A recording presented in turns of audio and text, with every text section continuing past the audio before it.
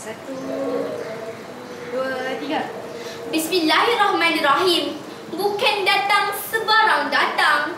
Datang saya membawa impian. Bukan dagang sebarang dagang. Peranan Majlis Raja jadi taruhan. Assalamualaikum warahmatullahi wabarakatuh dan salam Malaysia Madani. Sekalung apresiasi buat penraju acara yang dihormati. Kombinasi intelektual kehakiman penuh integriti.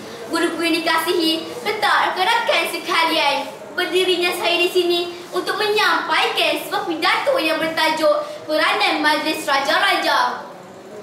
Hadirin yang dihormati sekalian, sebelum isi pidato saya kupas satu persatu, izinkan saya membawa pemahaman hadirin sekalian tentang tajuk pidato saya pada hari ini.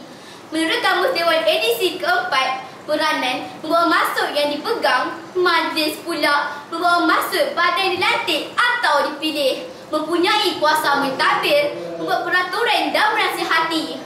Manakala raja pula merupakan orang yang mengetahui dan memerintah suatu negara dan bangsa. Tuntasnya, peranan Majlis Raja-Raja membawa erti yang merangkumi sebuah institusi yang dilantik dan golongan dilajar yang mempunyai kuasa dalam mentadbir, membuat peraturan dan menasihati sebuah pentadbiran negara demi keharmonian dan kesejahteraan negara. Sidang hadirin saya hormati, takbir pidato hari ini saya singkap dengan misi yang pertama, iaitu peranan Majlis Raja-Raja sebagai penraju utama agama Islam. Tugas ini sudah termaktub dalam sejarah kerajaan Kesultanan Melayu pada masa lampau. Hal ini perlulah dipertahankan agar kesucian agama Islam sentiasa terpelihara, termasuk juga hal-hal yang berkaitan dengan adat istiadat dan budaya hidup masyarakat Malaysia. Para sultan ialah ketua agama di negeri masing-masing.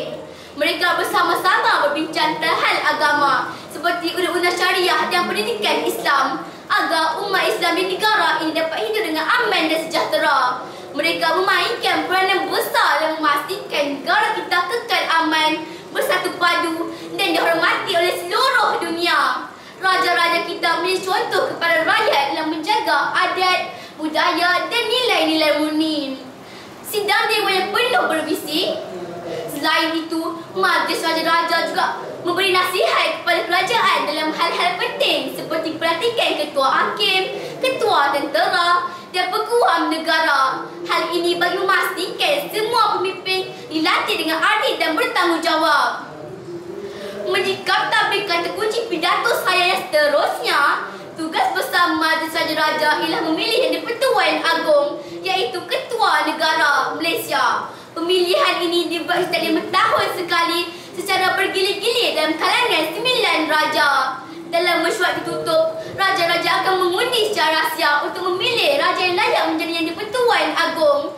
Proses ini sangat teliti dan penuh hormat. Supaya ketua agama kita dipilih dengan adil dan bijaksana, sistem penggiliran antara raja-raja juga dilaksanakan dan memilih ketua negara kita, iaitu yang di-Pertuan Agong. Ini menunjukkan bahawa raja-raja kita mengamalkan semangat kerjasama dan saling menghormati. Hadirin-hadirat yang dihormati sekalian, Majlis Raja-Raja juga memainkan peranan penting dalam menjaga keharmonian antara kaum. Jika berlaku isu-isu perkauman yang boleh menjejaskan perpaduan, raja-raja akan menasihati pemimpin agar mengambil langkah yang bijak dan adil supaya keamanan negara terus terpelihara. Mereka juga mengingatkan rakyat supaya tidak menyebarkan kebencian atau berita palsu yang boleh memecah belahkan rakyat Malaysia. Ini memandangkan negara Malaysia merupakan negara yang unik kerana terdapat berbagai kaum di dalamnya. Rakan-rakan yang dikasihi, sebagai rakyat Malaysia, kita mestilah menghormati raja-raja dan mencintai negara ini. Raja-raja bukan sekadar simbol tradisi, tetapi pemimpin yang melindungi hak dan keharmonian rakyat.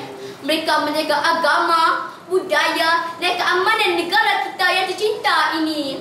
Marilah kita bersama-sama menjadi rakyat yang bertanggungjawab dan sentiasa bersatu di bawah naungan raja dan negara. Kukuhnya kota kerana binaannya, kukuhnya negara kerana kedaulatan raja-rajanya. Sekian saja pidato saya. Wabillahi taufiq wal hidayah. Assalamualaikum warahmatullahi wabarakatuh. Sekian, terima kasih.